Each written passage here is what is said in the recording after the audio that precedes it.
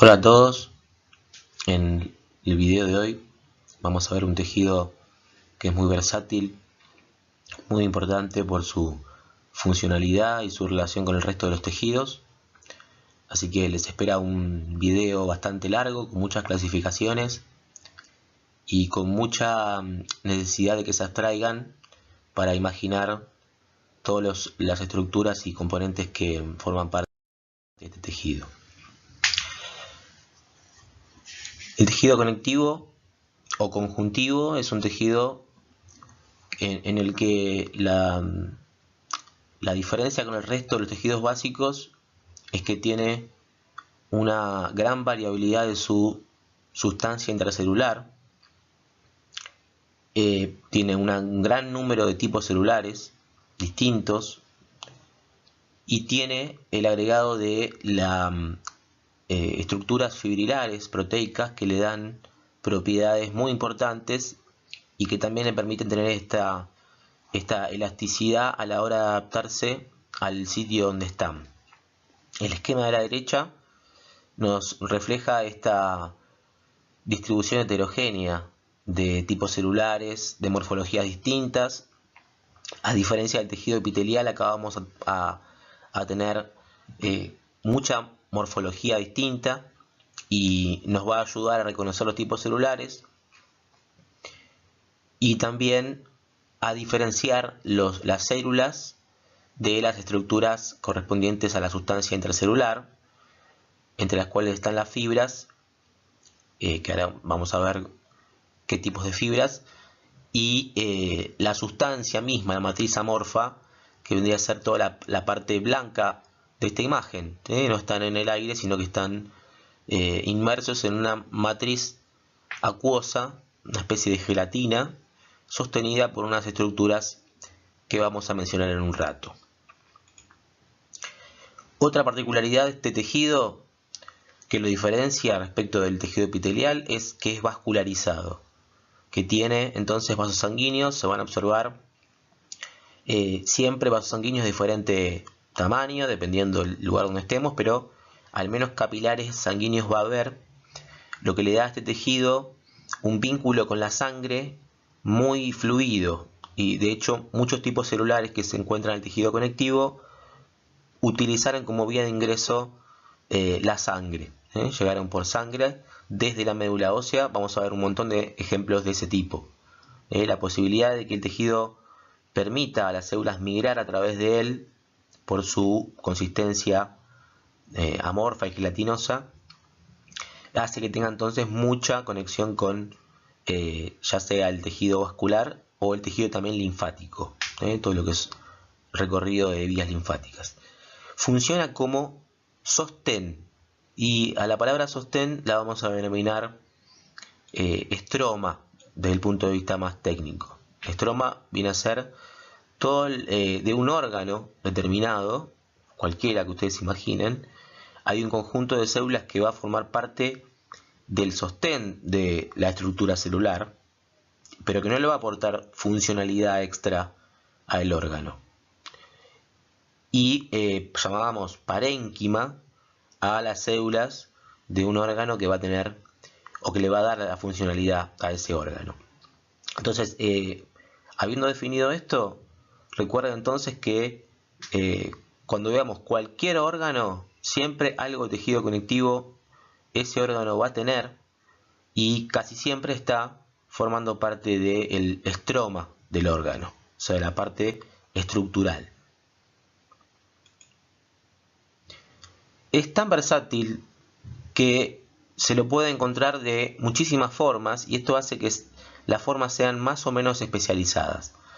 Al tejido conectivo no especializado también lo llamamos tejido conectivo propiamente dicho, y el especializado después veremos que se va a clasificar en otros tejidos que veremos en forma individual, como la sangre, como el tejido linfoideo. El tejido adiposo incluso es un tipo de tejido conectivo especializado, pero veremos en esta clase los adipocitos como célula que lo forma. Entonces sepan que las propiedades estas que estamos viendo se va a aplicar tanto al tejido conectivo especializado como no especializado, con sus variantes. Respecto de los tipos celulares, yo les había comentado recién y había hecho hincapié en que es vascularizado y que tiene intercambio de sustancias, materia y células entre la sangre y el tejido conectivo.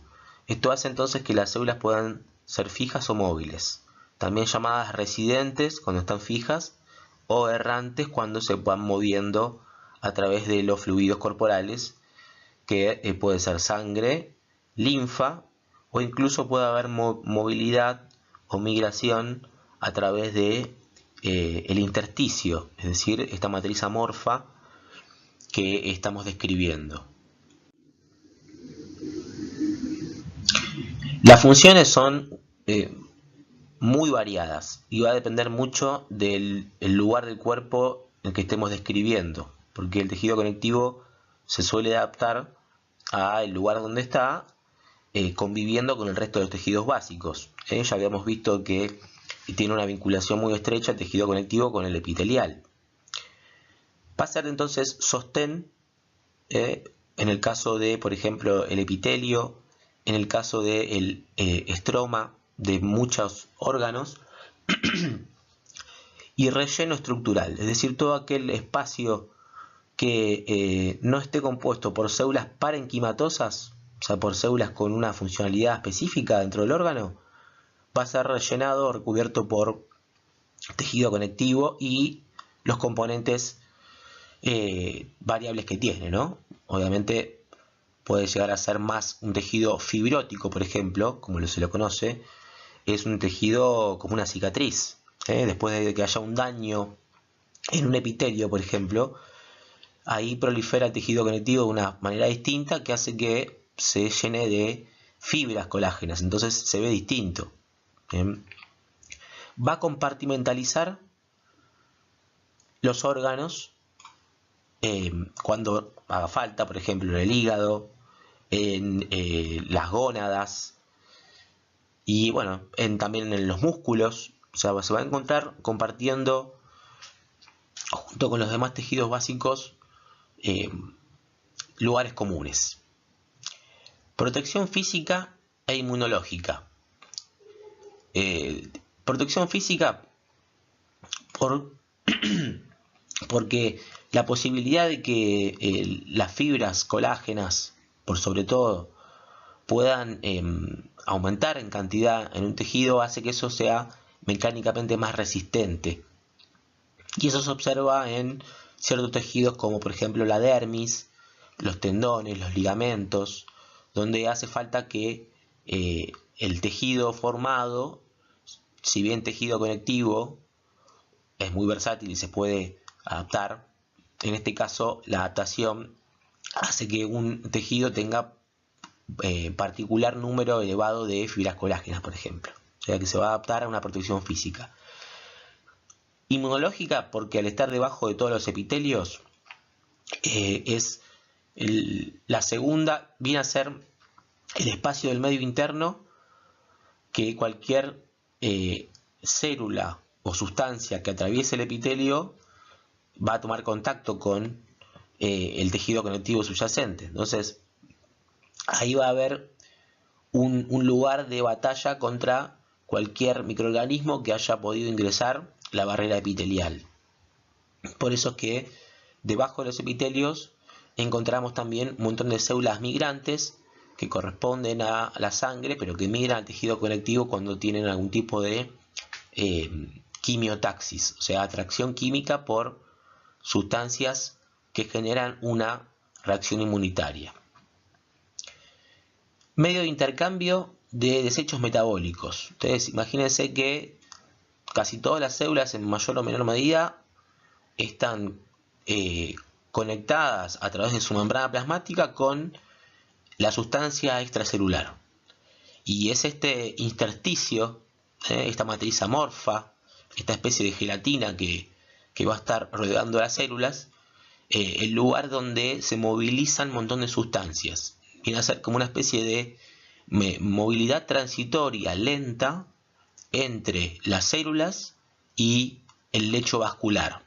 en la sangre los fluidos se mueven muy rápido y eso hace que la posibilidad de difundir sustancias con las células sea más baja. Entonces hace falta que los lugares que rodeen a las células tengan un poco como una quietud de los movimientos del fluido, por eso es una especie de gelatina, y eso permite entonces que haya un mayor intercambio, mayor permeabilidad por mantener más contacto con la sustancia extracelular entre la célula y el intersticio.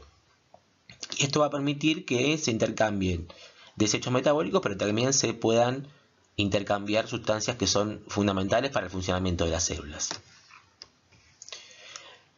Almacenamiento de grasa, en el caso del tejido adiposo.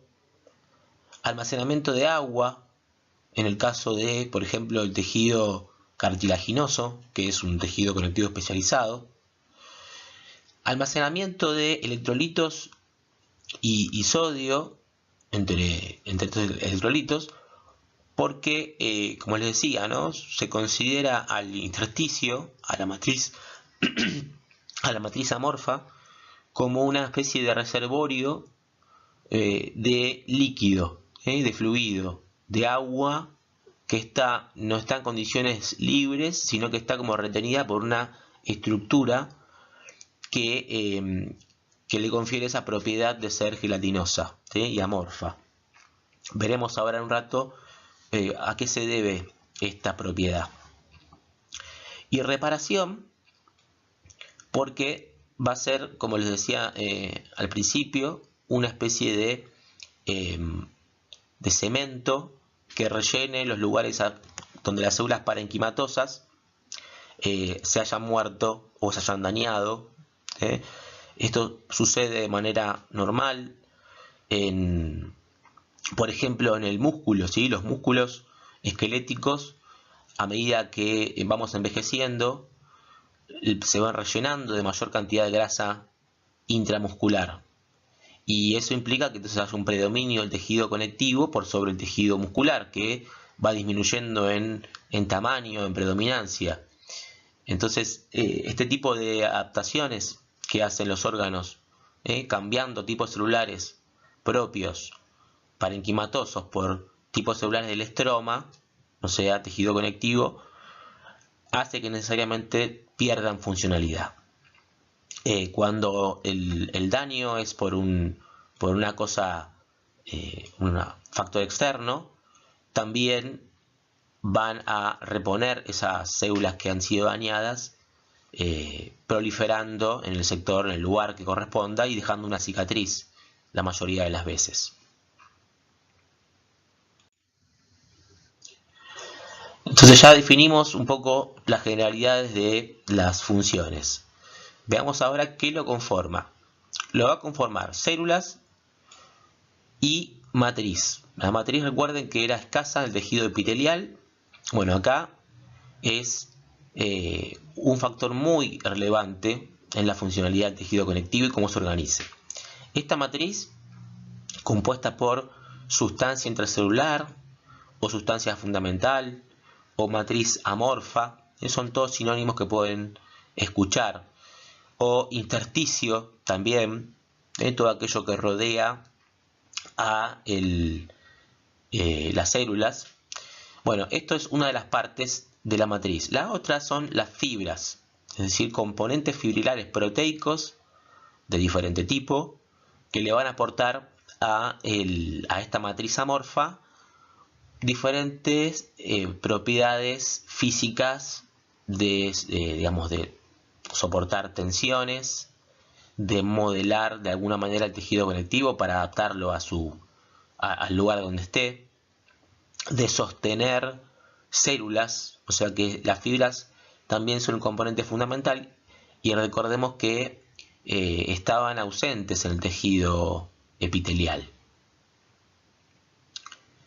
En la imagen de abajo lo que estamos viendo es una especie de esquema que combina todas estas cosas que recién definimos, diferentes tipos celulares, tanto migrantes como residentes, fibras, presencia de tejido vascular, presencia de células errantes. En esta imagen se destaca el tamaño del fibroblasto. En realidad, más que el tamaño real, esto no está a escala, ¿sí? El fibroblasto no es tan grande, pero lo que quiere resaltar la imagen es que es la célula más predominante del tejido conectivo y la responsable de producir la mayor parte del contenido de la matriz extracelular. Entonces el fibroblasto es medio como el jefe de toda esta banda tan heterogénea de células que se encontraron en la matriz amorfa rodeada por fibras.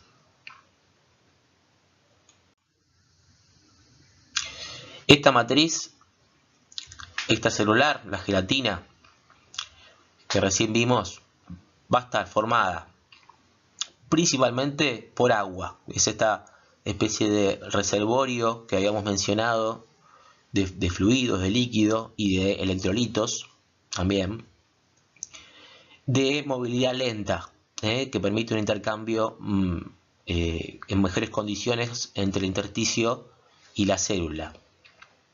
También se lo denomina al intersticio el medio interno. Les doy estos datos como para que si leen el texto después tomen como sinónimo estas cosas. Medio interno, tengan presente que es a partir de que una sustancia atraviesa un epitelio de revestimiento que hace de barrera,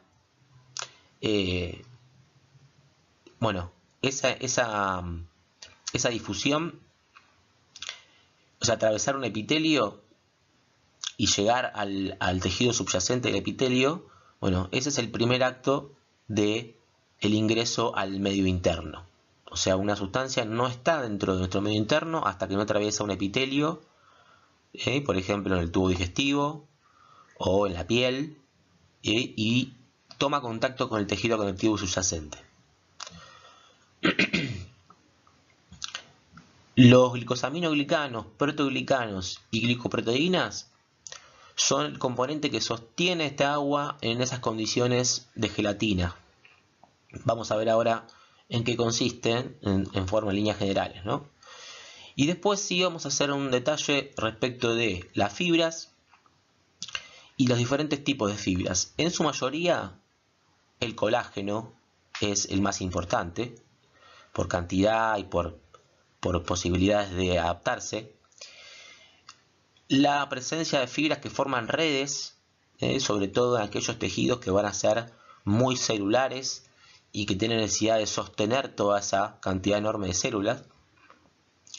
Y fibras elásticas que van a tener propiedades de elongación y de regreso a su posición original, y esto va a servir en determinados órganos.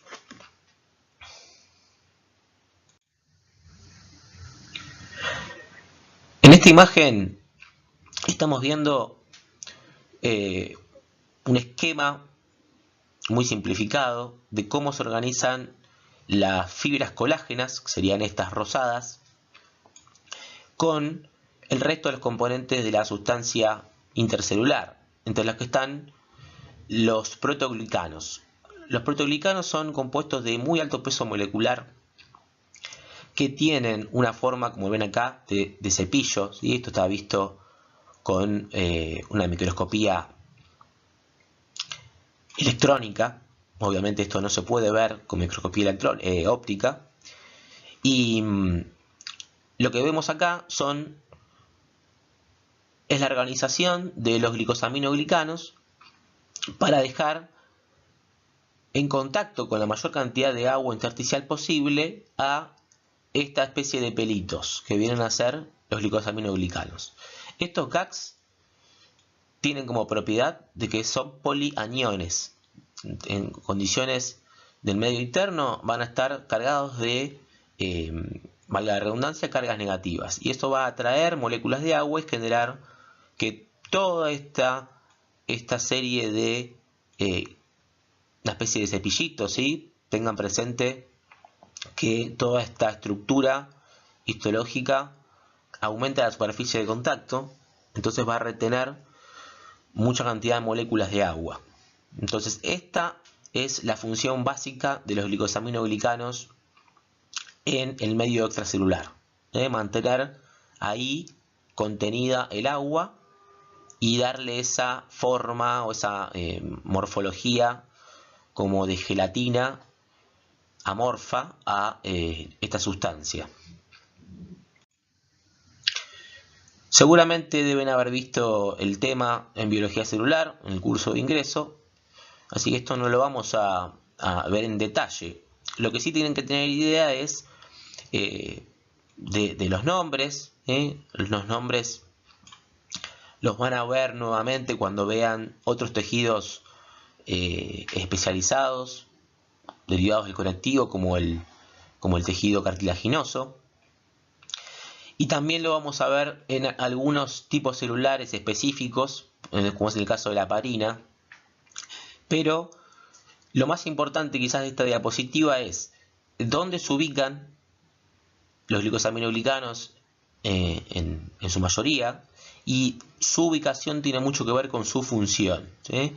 Las funciones que toman dependen entonces de dónde están ubicados. Pueden ser lubricantes y amortiguadores de golpes, dependiendo de dónde estén. Pueden tener propiedades de tipo anticoagulante, como vemos acá abajo. Es decir, el hecho de que sean polianiones les da muchas propiedades. Bueno, en el tejido conectivo la principal propiedad es atraer agua, producir la modulación de la adhesión de las células y permitir entonces la movilidad de las mismas.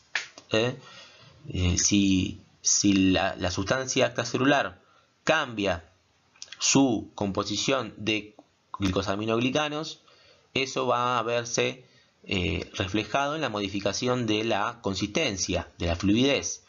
Y eso es algo que puede ser buscado, ¿sí? Supongamos que hay una infección en el tejido conectivo debajo de un epitelio. Me dañé la piel, entonces debajo de esa piel el tejido conectivo recibe bacterias.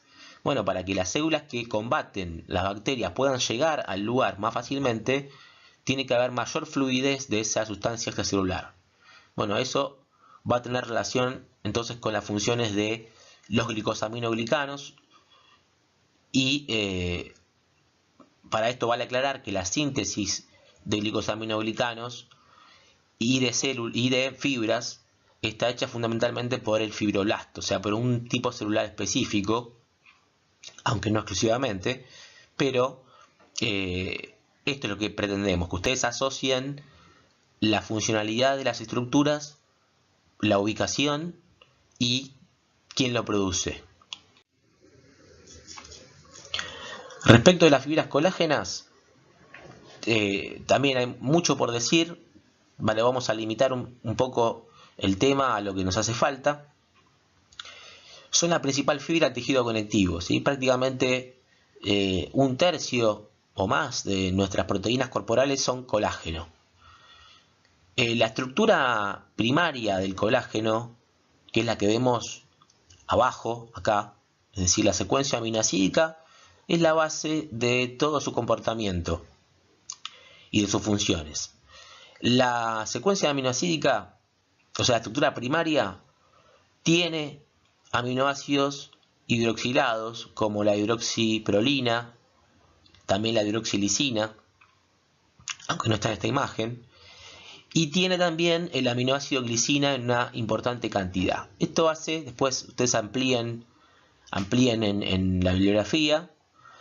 ¿Qué es lo que permite esto? Esto permite que la estructura de la triple hélice de las 3 cadenas polipeptídicas que forman el colágeno se pueda enrollar de un modo tal que le dé una fuerza mecánica muy importante, ¿sí? Entonces, si se llega a alterar algo de la estructura primaria, ya sea en el tipo de aminoácido, la morfología de los aminoácidos, y acá lo que agrego es la hidroxilación, de los aminoácidos, ¿sí? Porque la hidroxiprolina surge la hidroxilación de la prolina. Y bueno, y en ese proceso de hidroxilación intervienen sustancias que nos competen a nosotros, como la vitamina C. Ahora, volvamos al tema de la morfología molecular. De la estructura primaria tenemos las cadenas alfa que se van a organizar en forma de triple hélice, dejando en la parte interna de esta triple hélice a la glicina, por ser el aminoácido que tiene un tamaño molecular menor, y dejando en la parte externa a los aminoácidos hidroxilados como la prolina y la lisina, ¿sí? Que tienen entonces un tamaño que hace que las cadenas laterales se vean más estabilizadas. Esto da moléculas de colágeno, que en realidad se la llama de procolágeno, que una vez que son exocitadas de los fibroblastos, se organizan en forma de fibrillas en el medio extracelular. O sea que su estructura primaria, su estructura secundaria y el medio extracelular, o sea, las condiciones que el medio extracelular le dan a estas moléculas de colágeno, hace que se polimericen de forma de fibrillas. Estas fibrillas, que son las que habíamos visto en la diapositiva anterior, unidas a los glicosaminoglicanos, en este caso toma una forma fibrilar, ¿sí? Como si fuera una soga, pero dependiendo nuevamente, ¿no?, de la estructura primaria, después el resto de la morfología va a quedar supeditada a eso. Entonces esto le da al colágeno la posibilidad de, con pequeños cambios en la estructura primaria, modificar la estructura final que le va a dar la funcionalidad al tejido. Entonces, por esto es que describimos cerca de 20 tipos de colágeno distintos. Y en el texto van a ver que se clasifican con números romanos y les va a mencionar muchas veces el tipo de colágeno que predomina en ese tejido. Esta cadena proteica compleja lo que tiene de interesante es su resistencia a la tracción mecánica, pero que a su vez tiene flexibilidad. O sea que le da posibilidades de cambiar la forma, de adaptarse a ciertas formas, pero manteniendo la fuerza mecánica. Lo que no tiene, o lo que tiene muy poco, es elasticidad. Si se la somete a una fuerza muy extrema, se va a quebrar. Eso es lo que sucede con los ligamentos, con los tendones, ¿sí?, cuando se los somete a una fuerza muy extrema. Dependiendo de dónde estén, o el órgano que esté formando, el tejido conectivo, las fibras colágenas se van a ordenar o no. Esto nos va a dar la posibilidad de clasificar el tejido conectivo en modelado y no modelado, y esto lo veremos más adelante. Acá les menciono un vínculo con lo nutricional, ¿sí? La hidroxilación de los aminoácidos que forman el colágeno tienen como cofactor a la vitamina C en su proceso de síntesis. Entonces, si falta vitamina C, no se va a producir esta hidroxilación, el colágeno de los tejidos se va a ver alterado en su resistencia mecánica, y eso genera un montón de los síntomas del escorbuto. Sangrado, o sea que hay daño de las membranas basales de los epitelios, hay mayor tendencia a infecciones porque se dañan las barreras inmunológicas y físicas, hay hematomas, hay un montón de situaciones que van a generar que la persona se vea más vulnerable a padecer enfermedades más graves.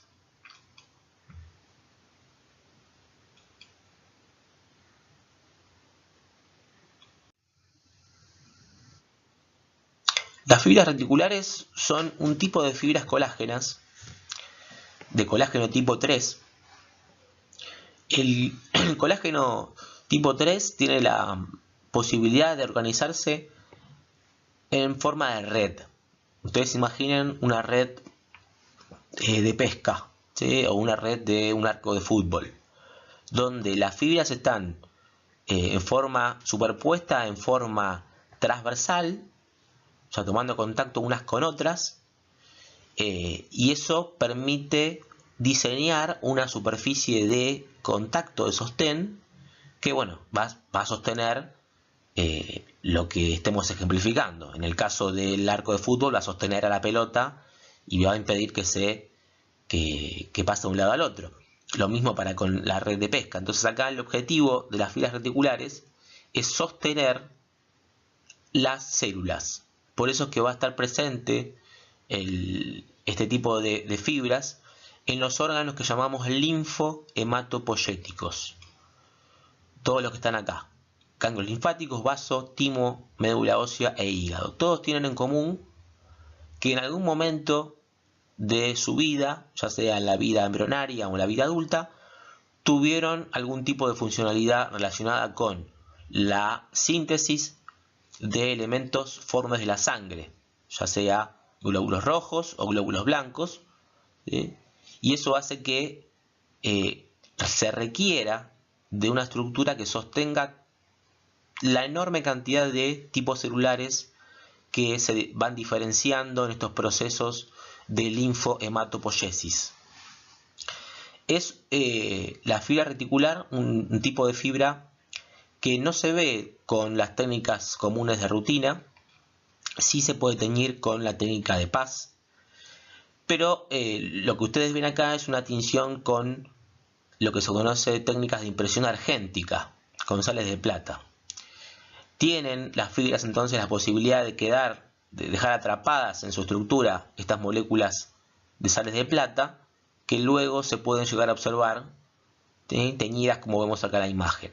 Entonces la parte oscurita, la parte en forma de red, corresponde a la morfología tridimensional.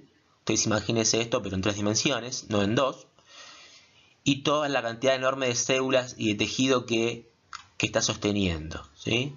Acá no se pueden distinguir células porque la técnica no tiene ese objetivo, pero ustedes ubiquen acá en todos los espacios en rojo, obviamente va a haber tipos celulares de diversa categoría. El colágeno tipo 3 sería entonces la proteína estructural de este tipo de fibra reticular. O sea, es una fibra colágena, pero que se la diferencia, se la clasifica aparte por la forma que toma. Y por último, recordamos y hacemos una vinculación con la clase epitelial. El tejido adiposo que está en la hipodermis se encuentra sostenido por tejido conectivo reticular. O sea que en este caso se comporta como el estroma.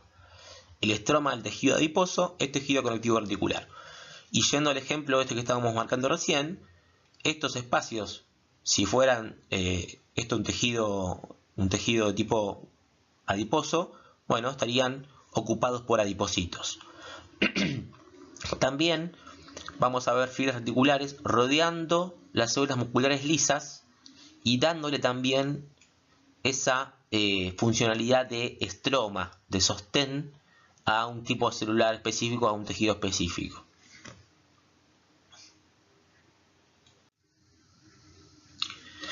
Por último, dentro del capítulo fibras, tenemos a las fibras elásticas, que estas no son un tipo de colágeno, sino que son una cadena primaria, una cadena polipeptídica distinta, que también se dispone en forma de red ramificada y que tiene la posibilidad de poder elongarse respecto de su longitud original hasta un 150%. Esto le permite entonces ocupar un rol importante en aquellos órganos que requieren de elasticidad, como ligamentos, ciertos ligamentos vertebrales, en las arterias, para poder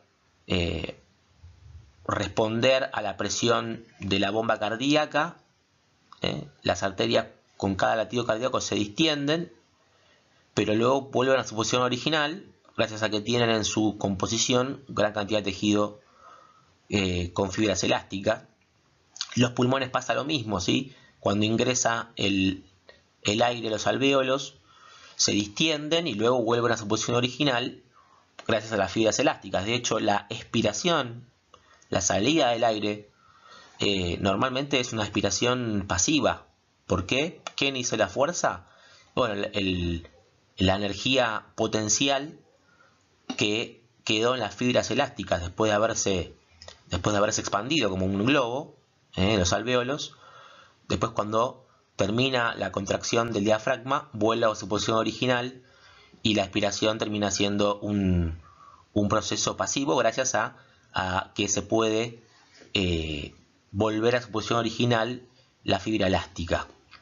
En esta imagen vemos también una técnica especial, la borseína, que permite ver como si fueran lombrices.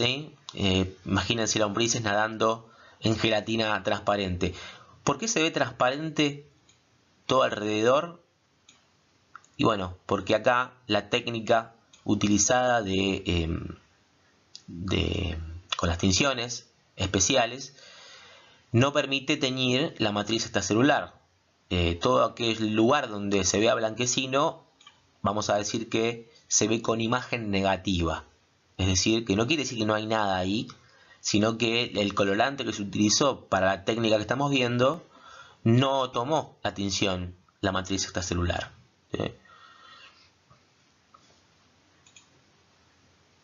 La síntesis de las fibras elásticas también está a cargo mayoritariamente por los fibroblastos, cuando hablamos del tejido conectivo propiamente dicho, pero también son las células musculares lisas que forman parte de las arterias las que pueden producir estas fibras.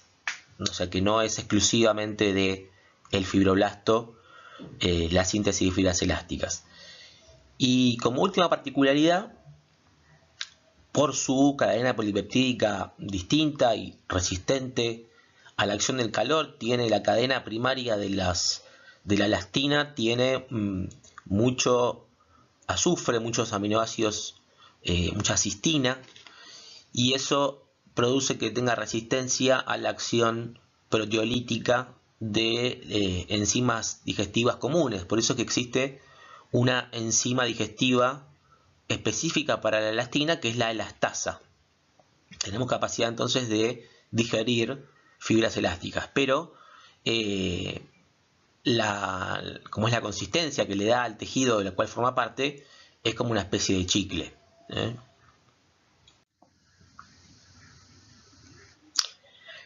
Pasamos ahora al capítulo de células, que también, como verán, es un capítulo bastante largo. Vamos a hacer lo posible para disminuir a lo básico, al indispensable, el rol de cada una de las células. Y algunas de ellas las vamos a dejar para ver en otro momento, como es el caso de las células que provienen de la sangre, para no redundar con los contenidos. Así que empecemos por aquellas que nacieron, crecieron y viven normalmente en el tejido conectivo. Vamos a ir viendo una por una y después continuaremos con aquellas que pueden estar o no, dependiendo de en qué momento yo observo el tejido, puedo encontrar o no algún tipo de célula móvil.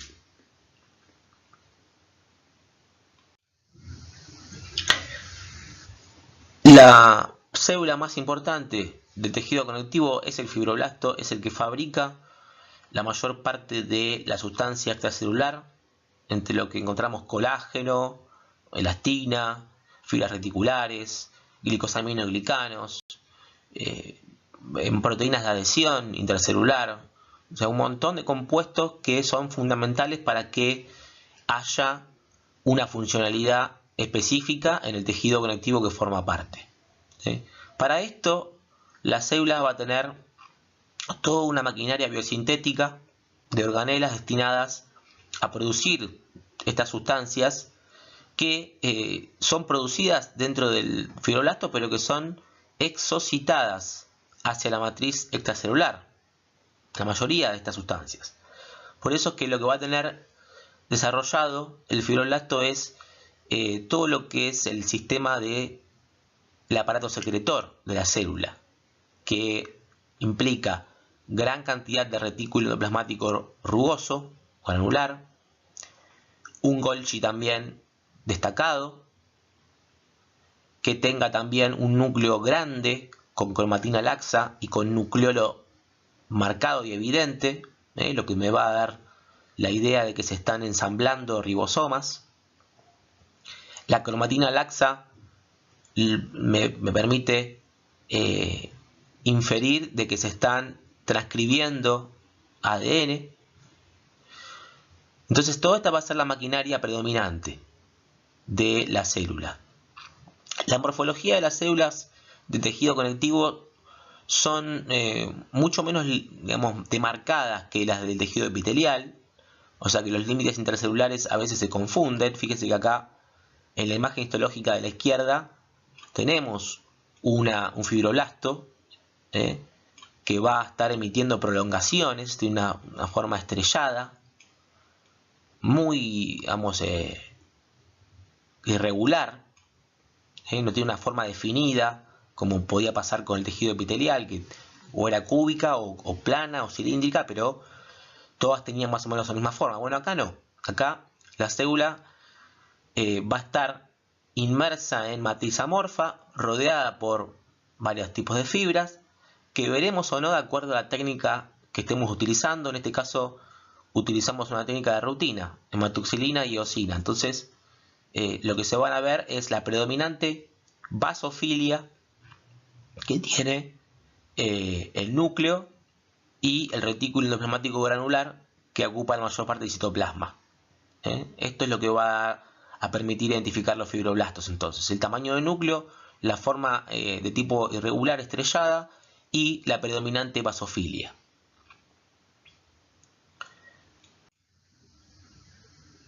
El adipocito unilocular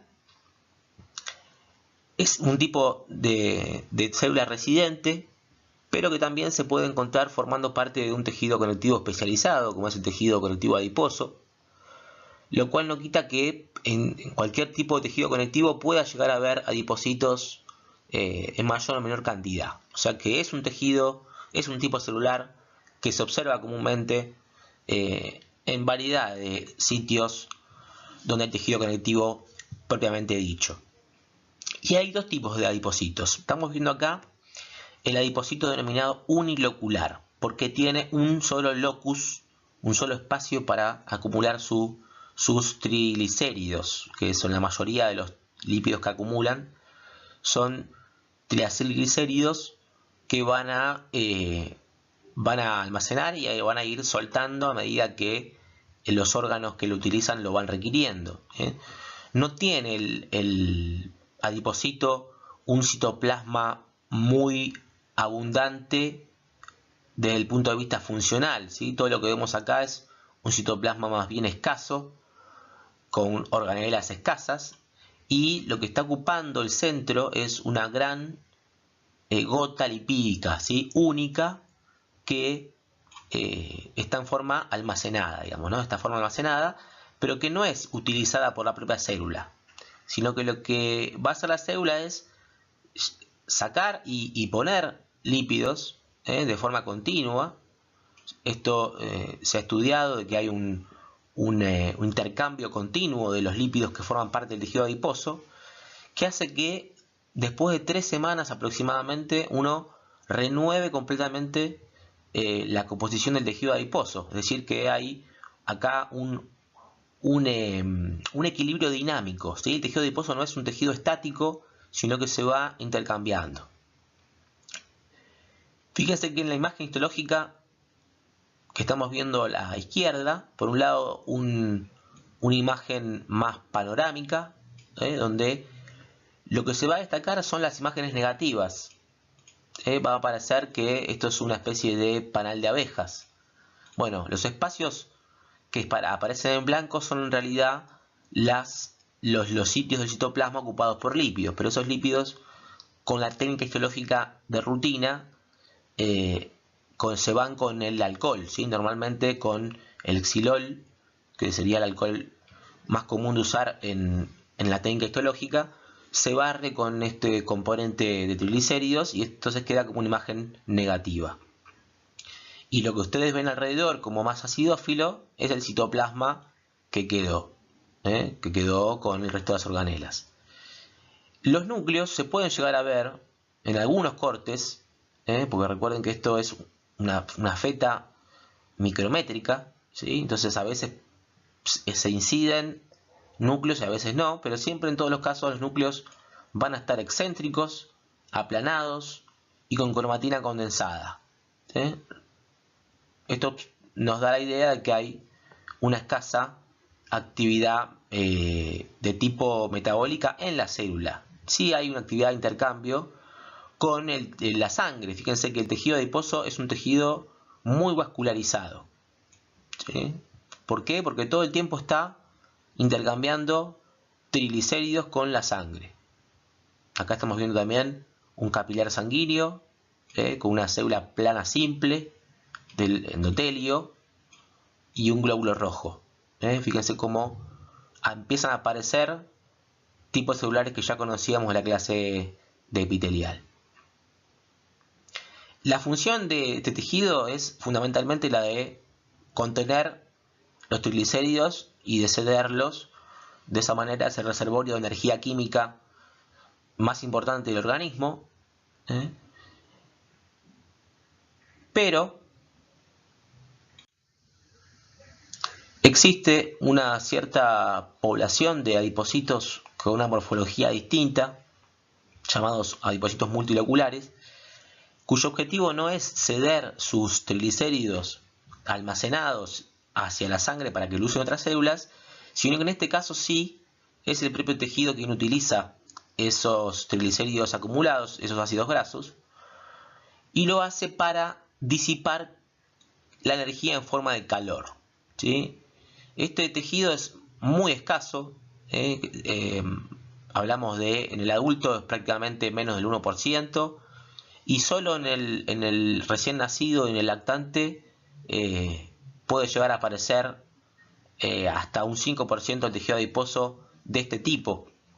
Pero no es un tejido adiposo muy predominante. El objetivo de este tejido adiposo es la homeotermia, es decir, conseguir una fuente de calor como para situaciones de inmadurez en la adaptación. Por eso el neonato, en todo el primer periodo desde que sale del útero hasta que se adapta a la temperatura externa y a las condiciones de vida extrauterinas, bueno, en ese caso sí le podría ser útil este tipo de tejido adiposo. En un adulto es muy escaso y por el volumen corporal tampoco sería muy eficiente.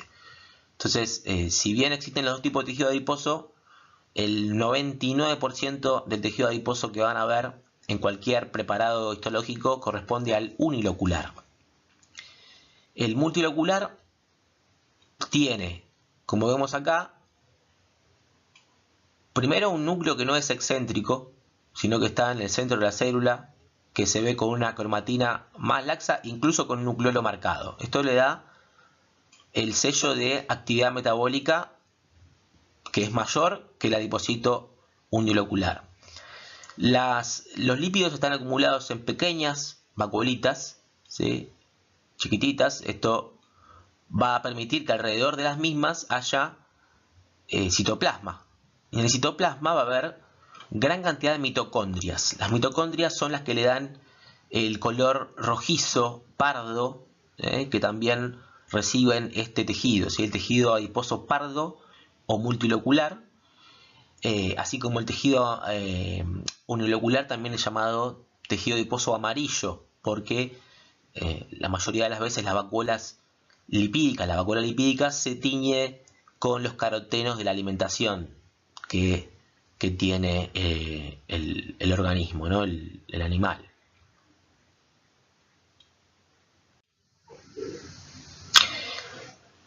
El mastocito es una célula también residente. Recuerden que venimos viendo acá células residentes. que tiene una función de mediadora de la respuesta inmunitaria. Empezamos por la morfología. Acá estamos viendo una imagen de microscopía electrónica, ¿sí? Donde vemos el núcleo con un nucleolo bien marcado, ¿sí? Pero lo que más se destaca es la presencia de gránulos muy densos, que con los colorantes de rutina se verían bien basófilos, que tienen adentro unas sustancias que son la clave de su funcionalidad. Estas células, los mastocitos, van a liberar sus gránulos cuando tengan un estímulo inmunitario dado por la inmunoglobulina E, ¿sí? Un anticuerpo que muchas veces se adhiere a los antígenos que ingresan. Estamos viendo acá en esta imagen un ejemplo, ¿no? Como un antígeno ingresa al medio interno, ¿sí? Empieza a haber acá presencia de linfocitos que van a hacer una cascada de activación inmunitaria, en la cual uno de esos intermediarios es la producción de inmunoglobulina E. Esta inmunoglobulina E, cuando se una a los mastocitos, ¿sí?, va a permitir que el mastocito libere sus gránulos, ¿sí? Se active, libere los gránulos, y es acá donde se produce entonces el efecto del mastocito. ¿Qué tienen estos gránulos? Tienen una sustancia anticoagulante, la heparina, una sustancia que, recordamos, la vimos hace un ratito, una sustancia de alto peso molecular con capacidad de comportarse como un polianión. También tenemos histamina, una sustancia que funciona como vasodilatadora, o sea que va a permitir la llegada de más sangre al lugar, ¿sí? Y otras sustancias más, que ustedes podrán ampliar en el texto. La función de las sustancias cetas es permitir, cuando se vuelcan al intersticio, la sustancia anticoagulante y vasodilatadora hace que el sitio donde está ocurriendo la infección y el combate a la infección se vea con una consistencia más acuosa, ¿sí?, más, digamos, más fluida, como para que se permita la llegada de elementos formes de la sangre, células sanguíneas con propiedades fagocíticas, ¿sí?, como los neutrófilos, como los macrófagos. O sea que el rol del mastocito es facilitarle al resto de las células de la inmunidad la llegada al sitio de la infección. Supongamos, como ejemplo, que se está prendiendo fuego un edificio, ¿sí?, y hay un policía cerca. Bueno, la función del policía no es ir a apagar el fuego, sino que es la de permitir que se despejen las calles para que llegue el autobomba del bombero más rápido, ¿sí? Entonces, esto es lo que hace el mastocito. Libera o favorece en realidad la llegada de más elementos formes de la sangre y genera un clima de combate a la infección. O sea, pero en sí mismo no actúa directamente contra la infección. Eso es lo que tiene que quedar claro. Es un mediador que no tiene capacidad fagocítica y que cumple sus funciones por intermedio de las sustancias que estamos acá describiendo. Se van a ubicar estos mastocitos mayormente debajo de lo que son las vías de entrada al medio interno, que son los sitios debajo de los epitelios, fundamentalmente la piel, tubo digestivo y vías respiratorias. Entonces, debajo de los epitelios, en ese tejido conectivo subyacente a los epitelios, suele haber bastante cantidad de mastocitos ahí listos, preparados para ayudar en caso de que se trasloque algún microorganismo patógeno.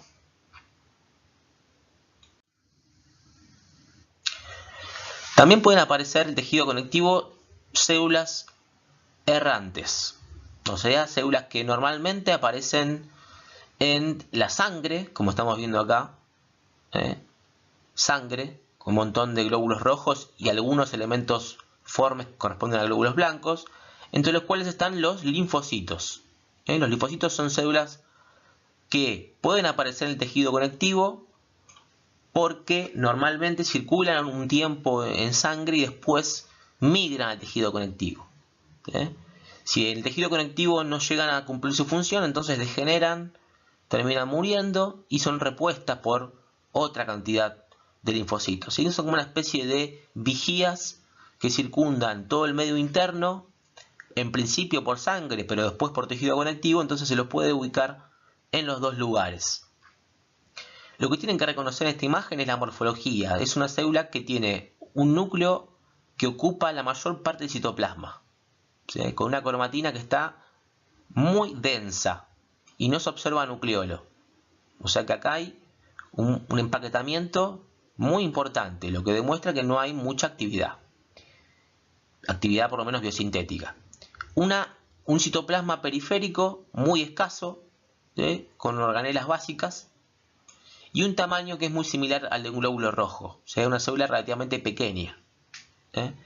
Esta célula puede tranquilamente modificar su morfología para adaptarse a funcionalidades más específicas. Acá vemos en esta imagen de la derecha una imagen de microscopía electrónica de un linfocito, donde pueden ver el núcleo como ocupa la mayor parte, tiene una pequeña muesca el núcleo, pero si no se lo ve más bien redondeado, con la cromatina bastante condensada, mitocondrias, ¿sí? Hay acá,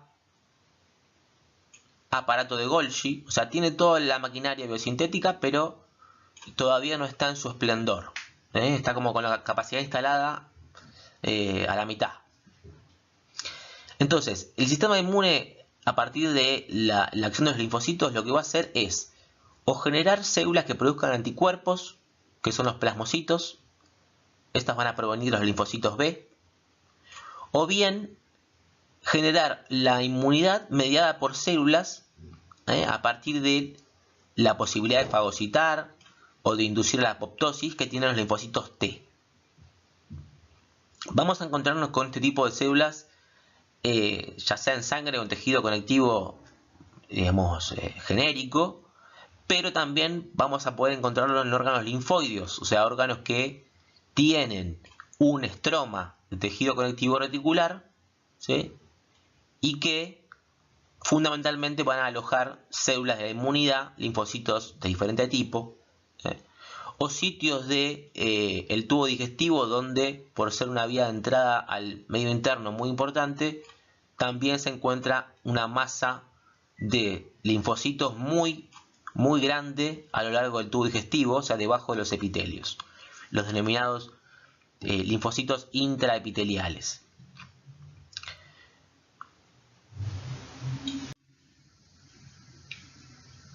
En el tejido conectivo, un linfocito B puede cambiar su morfología a las células que ustedes ven acá con el objetivo de producir anticuerpos, ¿sí? Síntesis y secreción de anticuerpos. Los anticuerpos son básicamente proteínas. Entonces, toda la maquinaria biosintética que habíamos visto que estaba latente en el linfocito, pero que no estaba muy desarrollada, pasa a desarrollarse cuando migra al tejido conectivo, cuando es sensibilizado el linfocito B por algún antígeno específico.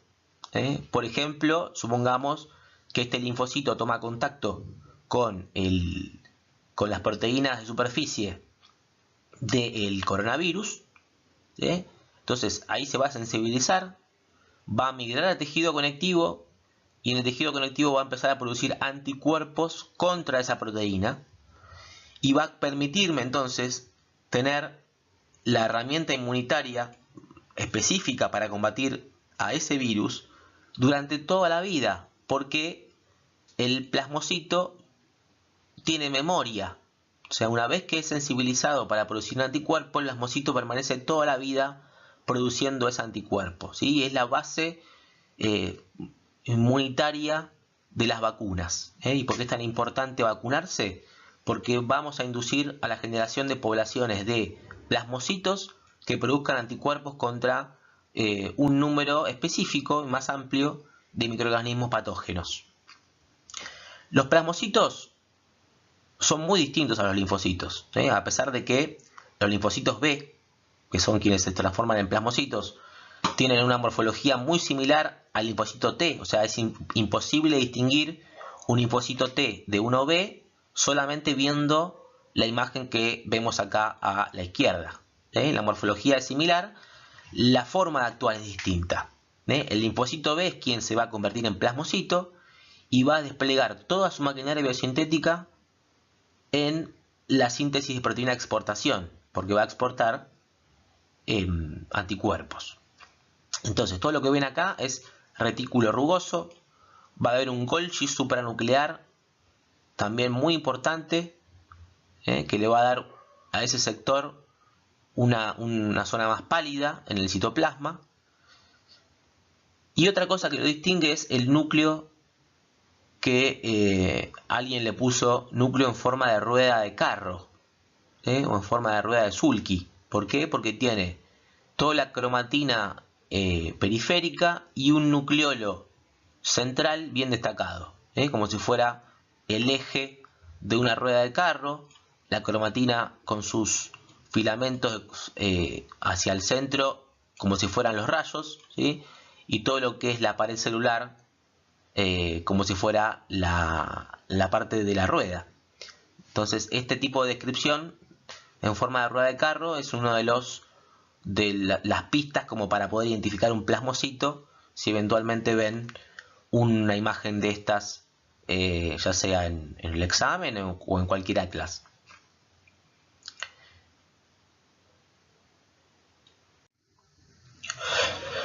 Los monocitos son las células más importantes que tienen capacidad de fagocitosis, porque van a diferenciarse. Primero van a ser vertidas, formadas por la médula ósea y vertidas en forma de monocito a la sangre. El monocito tiene una morfología que lo diferencia del resto por su núcleo en forma arriñonada o en forma de herradura o en forma de haba. Van a encontrar muchas similitudes o comparaciones de la forma de este núcleo, pero tiene una forma como en forma de herradura. Y tiene, ahora sí podemos ver, pero en la imagen de microscopía electrónica, tienen un aparato lisosomal muy desarrollado, o sea, un montón de lisosomas que todavía están inmaduros, pero que son la base histofisiológica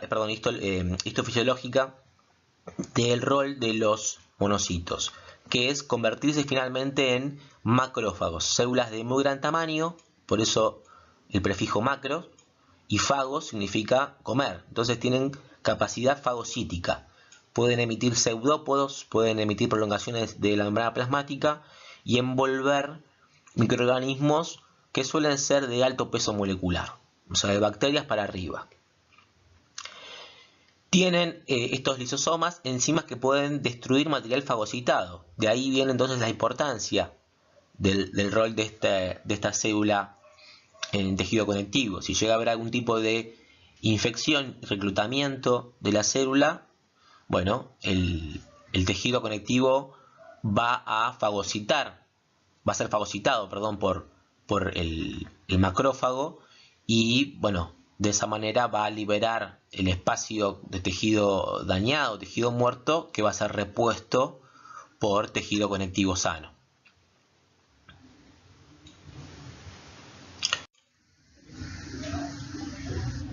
Las células que estamos viendo acá son células que corresponden a la sangre, pero que terminan cumpliendo su rol mayormente en el tejido conectivo. Neutrófilo, eosinófilo y basófilo son como primos hermanos, son del grupo de los granulocitos. Los vamos a ampliar cuando veamos sangre, no me voy a extender en ellos, pero sepan que son móviles, que pueden aparecer en sangre y en tejido conectivo, que tienen todos una función inmunitaria en mayor o menor medida, y que se destacan del resto de los glóbulos blancos porque presentan diferentes tipos y cantidad de gránulos y una morfología de los núcleos que está a simple vista, ¿no? Hay una lobulación de los núcleos en forma trilobulada, en forma bilobulada y directamente núcleos que están tapados, que están lobulados pero que no se ven muy bien, porque están tapados por la presencia de un montón de gránulos muy densos, como son los basófilos. Una descripción genérica del rol de las células estas, además de la morfología, los neutrófilos son la principal línea de combate contra las bacterias, tienen capacidad de fagocitosis. Los eosinófilos son la principal línea de combate contra los parásitos. Y los basófilos tienen en sus gránulos, estos que estamos viendo acá, que tapan el núcleo, tienen las mismas sustancias que tienen los mastocitos. Y de hecho son células muy similares desde el punto de vista morfológico y funcional. Ambos liberan sustancias que favorecen la llegada de más elementos formes en el caso de que haya una infección y que se liberen los gránulos mediados por la inmunoglobulina E. La diferencia entre el basófilo y el mastocito es que esta es una célula que es producida en la médula ósea y que migra al tejido conectivo, y el mastocito es una célula que nace en el tejido conectivo, ¿sí? Que se diferencia de las células madre mesenquimáticas que hay en tejido conectivo. Pero las funcionalidades son prácticamente homólogas.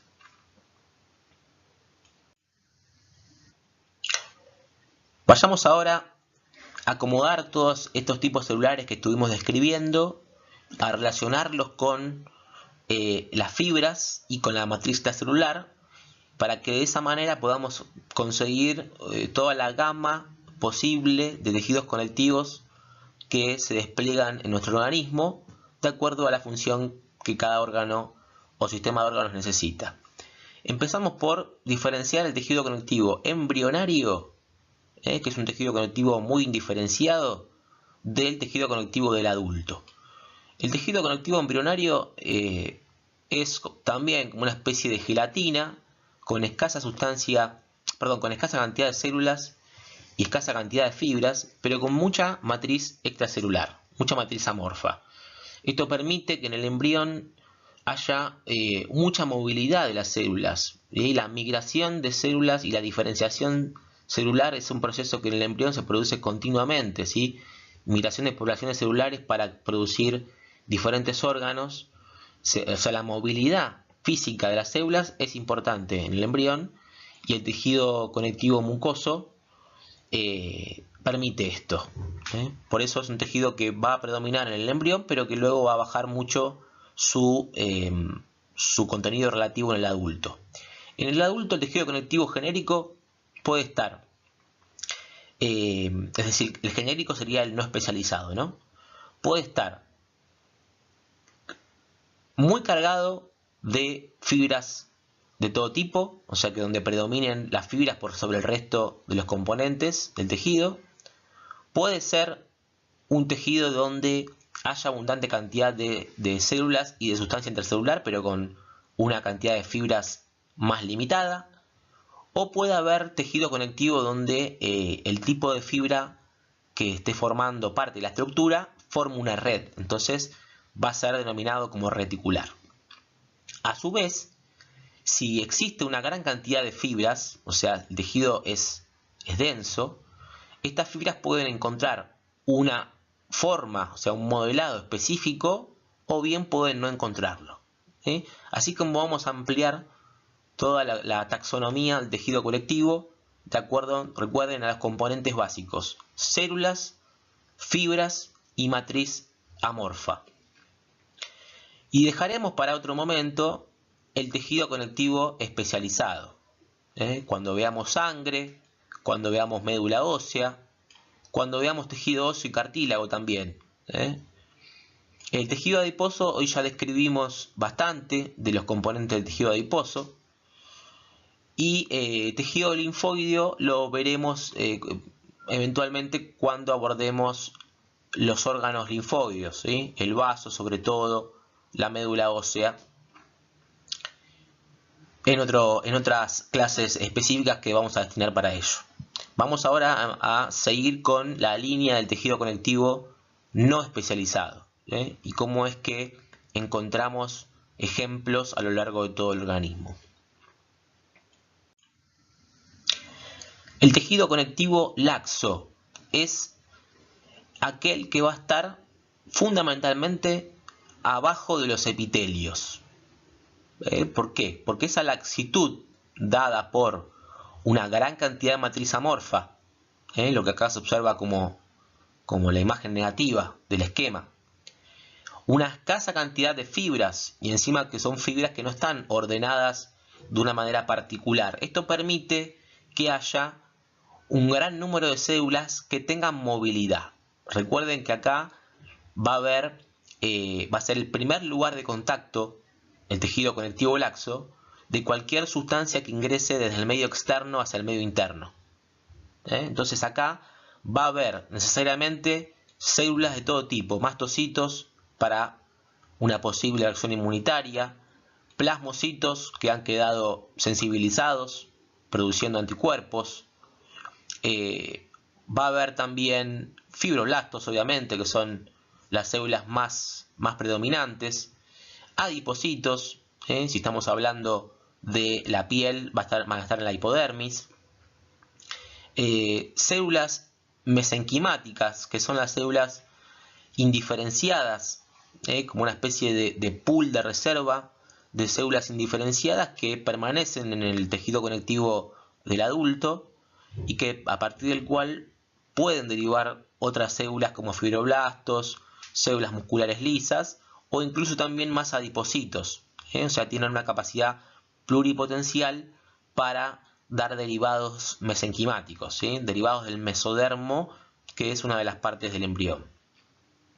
Va a haber también macrófagos, es decir, cuando un monocito migre al tejido conectivo, va a migrar porque ha sido reclutado. Entonces, si ha sido reclutado, va a requerir toda esa maquinaria de producción de enzimas y emisión de pseudópodos y de prolongaciones para fagocitar lo que haya que fagocitar. Ahora, todo esto se da en un contexto de cierta laxitud del tejido porque predomina la matriz amorfa por sobre las fibras. También esto permite que haya difusión de sustancias más fácilmente, aparte de la movilidad de células, la difusión de oxígeno, la difusión de nutrientes desde y hacia el tejido epitelial es algo que también necesita de un tejido laxo. El tejido laxo, en esta imagen histológica con una técnica de rutina, fíjense que se va a ver con una predominante imagen negativa, todos los espacios en blanco corresponden a la matriz amorfa. Va a haber células, pero que van a estar separadas por bastante espacio, o sea que hay mucho espacio libre. Obviamente que va a haber fibras, va a haber fibras de todo tipo, colágenas, elásticas. Lo que no va a estar es ordenadas y tampoco va a ser muy predominantes. Entonces esto le va a dar al tejido conectivo laxo la posibilidad de que difunda sustancias y células, dijimos, desde y hacia los epitelios con los cuales se vinculan. Acá es donde se van a producir las respuestas inmunitarias primarias cuando el antígeno ingrese por haber atravesado un epitelio. Por eso es que el tejido conectivo laxo es el donde se pueden encontrar linfocitos o células de la sangre como neutrófilos, eosinófilos, células migrantes se van a ubicar mayormente en este tipo de tejido conectivo laxo porque es una especie de lugar de mucho tránsito. Ahora, cuando el tejido conectivo tenga una gran cantidad de fibras por sobre la sustancia intercelular y por sobre las células, se dice que es un tejido denso.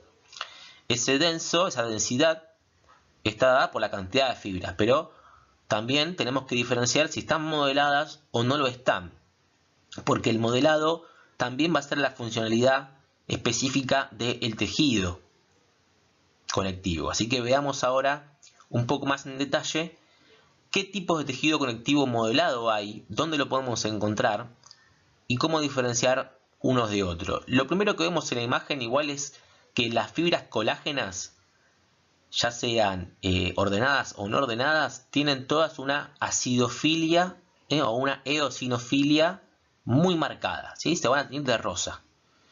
Lo que estamos viendo en estas imágenes, como las manchas alargadas, oscuras, que son en realidad basófilas, son los núcleos de los fibroblastos fundamentalmente, ¿sí? Que van a quedar comprimidos y aplastados por la gran cantidad de fibras colágenas. O sea, son los responsables, los fibroblastos, de producir esa síntesis de fibras colágenas, de mantenerlas, de reponerlas, pero quedan como atrapados en su estructura. Es como un albañil que empieza a construir un edificio y queda envuelto en su propia construcción. Entonces esto va a hacer que lo veamos de esta manera al núcleo del fibroblasto, y el citoplasma prácticamente no lo vamos a ver porque la acidofilia va a ser lo que predomine en la imagen. En la imagen de la derecha también se observa acidofilia de las fibras colágenas y mayor cantidad de espacio con imagen negativa, ¿sí? Lo que vemos acá en blanco, porque al no estar modelado deja mayor espacio para que haya matriz amorfa. Y recuerden que la matriz amorfa con las técnicas de rutina se tiñe con imagen negativa.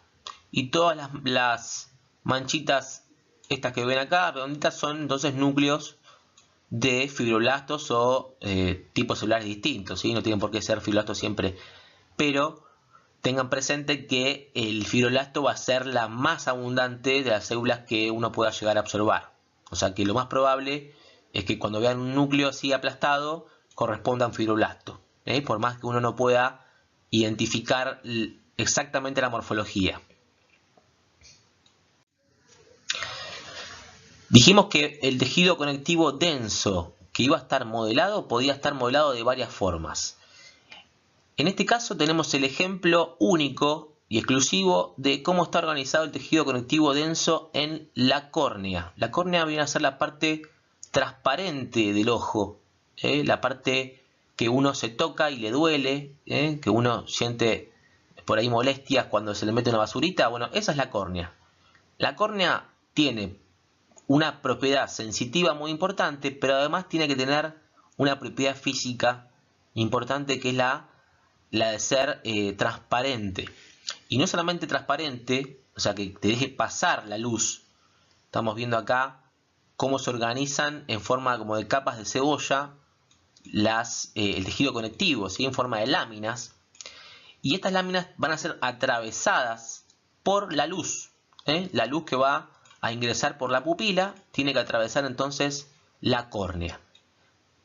Cuando la luz atraviesa cualquier sustancia transparente, ¿qué es lo que sucede? Bueno, la luz se va a difractar, va a haber una desviación de la luz, que va a depender mucho de las condiciones del elemento que esté atravesando, ¿sí?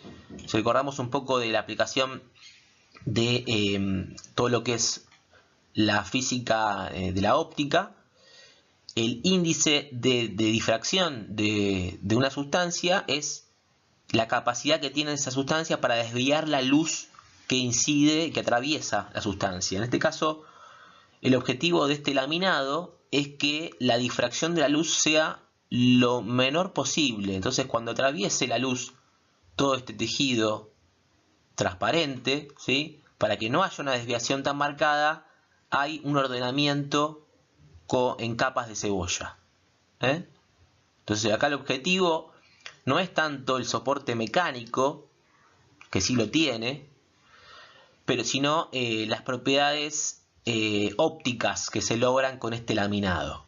Entonces acá estamos viendo el epitelio de la córnea, que obviamente tiene un epitelio, y el tejido conectivo laminar que hay debajo. Es el único ejemplo de tejido conectivo denso modelado de forma laminar y tiene que ver con esto, ¿no? Con las propiedades físicas para con la difracción de la luz. El tejido conectivo que está modelado, que es denso y que está modelado en forma tendinosa, va a tener todas sus fibras ordenadas en un sentido longitudinal, como estamos viendo acá, ¿sí? Como las fibras se ordenan en sentido longitudinal, entonces la tracción que soportan es en una dirección específica, ¿sí? Es el caso de los tendones, es el caso de los ligamentos y de otros ejemplos corporales que eventualmente veremos, pero que básicamente consiste en la organización longitudinal de las fibras colágenas, dejando obviamente en el medio siempre fibroblastos que son responsables de la síntesis y el mantenimiento del tejido. El tejido membranoso es aquel que va a formar una especie de film alrededor de órganos, músculos o estructuras. Todas las aponeurosis de los músculos, los músculos esqueléticos, van a estar formados por este tipo de tejido conectivo que tiene una capacidad de adaptarse y contener algún tipo de órgano o tejido. La diferencia con la anterior es que no soportan la tensión en un sentido único como pasa en un tendón, sino que se encargan de contener las fuerzas en varios sentidos. Por ejemplo, en el caso de una aponeurosis muscular, cuando el músculo se contrae, se expande de forma lateral. Entonces esa contención lateral la realizan la aponeurosis muscular. Algo similar sucede con todo lo que son las cavidades. La cavidad abdominal también se somete a presiones todo el tiempo. La cavidad torácica. Entonces también ahí hay ejemplos de tejido conectivo de tipo membranoso que se encargan de recubrir superficies y contener físicamente la presión de ciertos órganos. El tejido no modelado, es decir, que tiene mucha cantidad de fibras colágenas pero que no están ordenadas en ningún sentido especial, el ejemplo típico es la dermis. Un ejemplo que ya les resulta familiar porque vimos piel. Lo que está debajo de la epidermis es el tejido conectivo subyacente a este epitelio, entonces va a tener gran cantidad de vasos sanguíneos, gran cantidad de fibras en este caso, para darle un sostén mecánico a todas las fricciones que pueda llegar a tener la piel y las deformidades a las que la piel se somete. Pero esas fibras no van a estar ordenadas en ningún sentido en particular. Entonces se le denomina no modelado y se va a visualizar. Primero, en este epitelio lo que vamos a ver es el epitelio pavimentoso, la transición entre la membrana basal y el epitelio, la primera parte del tejido epitelial, del tejido conectivo, ¿cómo es? Y bueno, es bastante laxa, imagen negativa, escasa cantidad de células y aparte la ubicación, está debajo de un epitelio. Ahora, ya después de haber pasado esto, este sector, esta franja, empieza a aparecer ya una mayor predominancia de eosinofilia, característica de las fibras colágenas, mayor también cantidad de células, ¿sí? Y así es como se visualiza con entonces una técnica de rutina el tejido conectivo denso no modelado, con una cantidad de fibras colágenas importante, pero que no están alineadas en ningún sentido en particular.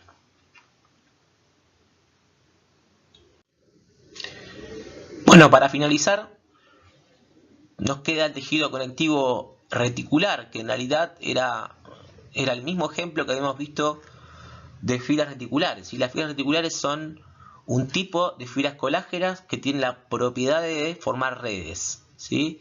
Lo que pasa es que esta formación de redes es tan específica de ciertos órganos que se la clasifica como un tipo especial de tejido conectivo.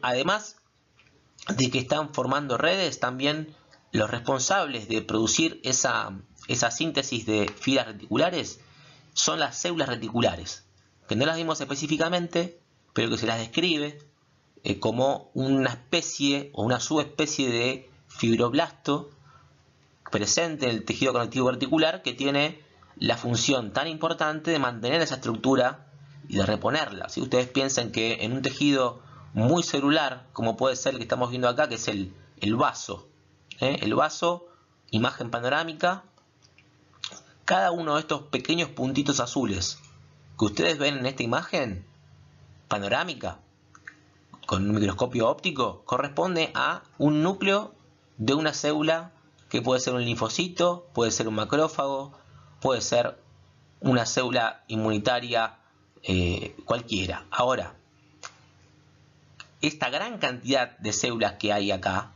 tiene que tener un sostén, y eso es lo que aportan entonces las fibras reticulares. Recuerden que se podían teñir con la técnica de Paz o con técnicas de impresión argéntica.